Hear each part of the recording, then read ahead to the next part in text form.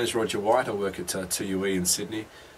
I began my radio in 1983 at Wagga Wagga, 2WG, and then I went from there to Newcastle, to the United States. I worked in the United States and then back here to Sydney, so I've been around, I guess, what's that, 27, 28 years. It's 11 o'clock, good morning, I'm Roger White. In those days it was almost a requirement to go to the country and do your time and come back. Unfortunately, newsrooms are getting a little smaller now, so there's more opportunity for people to stay in town in Sydney and do their trade and start as cadets here. I think in smaller radio stations you get to know your subject, such as the police and the ambulance and the fire brigade. I remember when I first started, one of my first duties as a cadet was every day to get my pad and pen and walk around and have coffee and biscuits with the police, or go to the fire station and then walk around the corner to the ambulance station. And that's where you get to know your contacts. In Sydney now everything's about police media and it's very impersonal in that regard.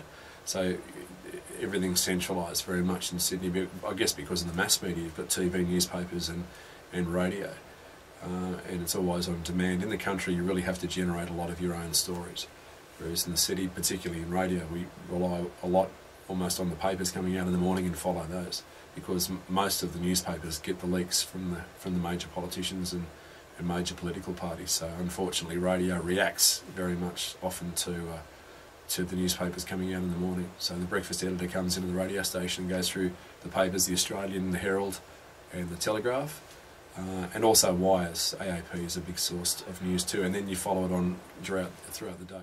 Most of the country stations have their own local news, so what they'll do, they'll take their national news on the top of the hour from stations like here at TUE, and then back up with their own 2 or 3 or 4 minutes of local news a couple of times a day, generally not each hour, because you'll struggle to, one, generate that much news with newsrooms of sometimes only one journo.